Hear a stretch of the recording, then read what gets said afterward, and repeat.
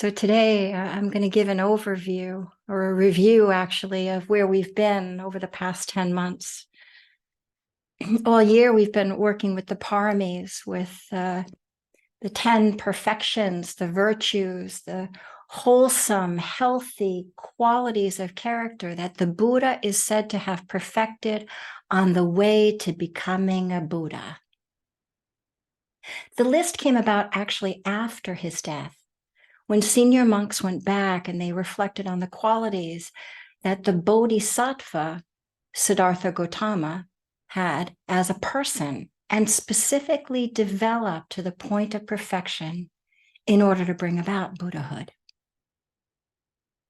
I find it really helpful to remember first and foremost that the Buddha was a human being, just like us, just like you and me.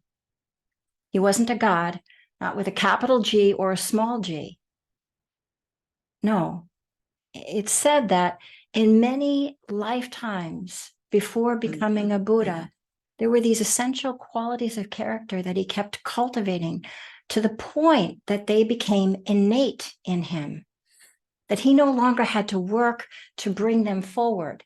They just naturally arose. And that's what we're doing in the practice. We're learning how to bring these, how to condition these qualities and bring them forward. But for many lifetimes, he had to do the work of bringing them forward, just like you and me, in order to work with them and develop them. And as humans, we already have, to some extent, these qualities. They are generosity, ethical conduct, renunciation, wisdom, energy, patience, truthfulness, determination, loving kindness, and equanimity. But for each of us, some of these qualities are more developed than others. What qualities arise quite naturally for you, and which ones need a little assistance? See for yourself. Ehipassiko. The practice is always a matter of deliberately bringing these qualities forward, both on and off the cushion, because these are the qualities that lead to less suffering and more ease of well-being.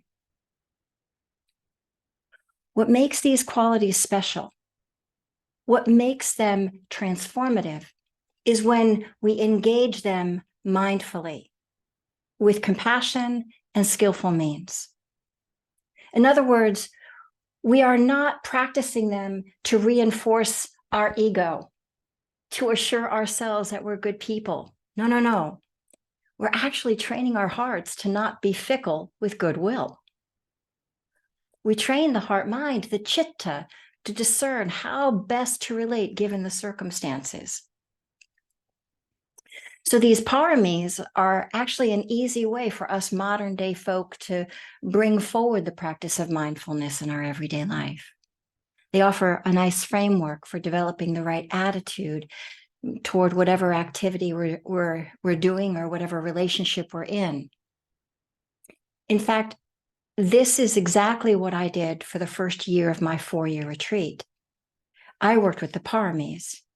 Each month, I focused on one theme, and I used it to steady my practice off the cushion, because that was and still is where I and most of us wobble or forget.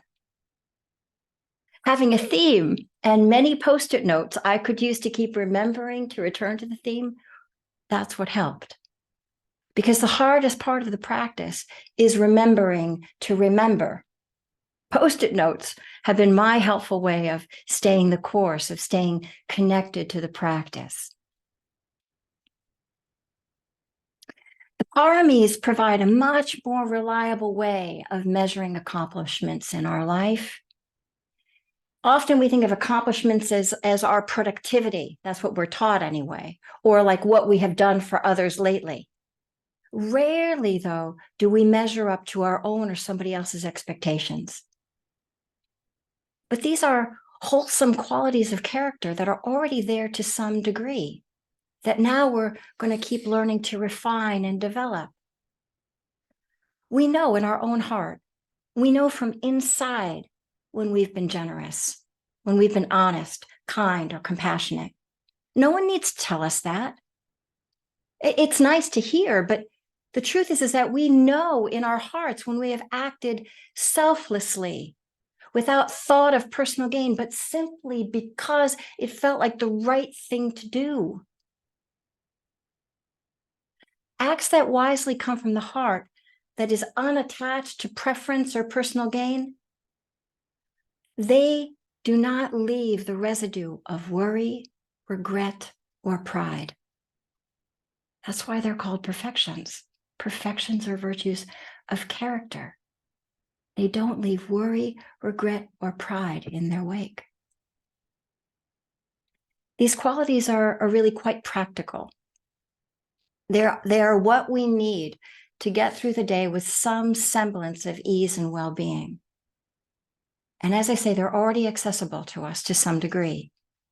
Our task as meditators is to bring them to life in our lives, to see when they naturally stir or awaken, and when they need to be coaxed or kindled. I might even go so far as to say that these are the qualities, these are the ones that every human, regardless of religion, regardless of culture, regardless of spiritual orientation, every human could benefit from bringing these qualities forward.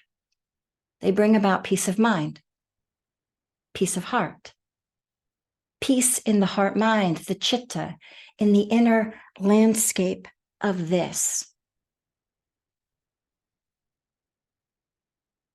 These are absolutely intended to be developed in everyday life. We can do this. Just like us, the person who is known to be the Buddha, this is what he did to bring these qualities forward. He practiced with them. And again, the hardest aspect of the practice is remembering to bring what is important forward, because we forget. Of course, we're going to forget. So what do you need to remember to bring these forward? The nerd in me writes it down on a Post-it note and strategically places it in places frequently used, like the bathroom mirror, like the inside of a kitchen cabinet that I'm always opening, on the shelves, on the doors, in the refrigerator, in the car, on the wall across from where I sit, a place card at the table. And each month I change out the cards, the words, the placement, so that the mind doesn't just adapt to them. I'm trying to wake up, trying to wake the mind up to a different way of being. And remember what is hard, what is easy to forget, trying to bring that forward. What helps you, for example, remember to give because you can, because you have, because when you might not feel otherwise? What helps you remember when you might not feel otherwise? What helps you remember to offer non-harm and goodwill when you might not normally feel that? What helps you remember to resist the temptation to say or do something unskillful when you might normally feel, say, or do something otherwise? What helps you be patient when impatience is present? What helps you to remember to be kind as a friend or as a gracious host might when you feel otherwise? What helps bring that forward? What helps you remember? What invites that moment of pause that helps you to consider from a different angle? For the next 10 weeks, we're going to spend 1 week on each parami: generosity, non-harm and goodwill, renunciation, wisdom, energy, patience, truthfulness, determination, loving kindness, and equanimity. Now, for the nerds out there, like me, those of you who might like to play with ideas, I'd like you to consider something over these next 10 weeks. Consider that each parami includes all of the other ones. That each parami can be restated using the characteristics of other paramis in their definition. And I really find this fascinating. For example, generosity is part of all of the other paramis. It is generous to give. There is a generosity to giving. It is generous to offer the gift of safety, non-harm, and goodwill. There is a generosity to offering ethical conduct in body, speech, and mind. There is a generosity to renouncing unkind thoughts, words, and actions. There is a generosity in wisely seeing things clearly, just as they are. There is a generosity in using effort wisely in the service of non-harm and goodwill. There's a generosity in being patient, in being truthful, in being determined to move toward non-harm and goodwill. And there is a generosity in offering kindness and friendliness, and a generosity in upholding equanimity. I find that amazing. If this piques your curiosity, my encouragement would be to make a list of the 10 paramis and keep it handy. And as we go through them each week, you might just refer back to the list and play with seeing for yourself how each parami could be stated, restated, could be expressions of all of the other paramis. We can do this. Of course we can. And doing this is for our welfare and for the welfare out there. Thank you for your kind attention.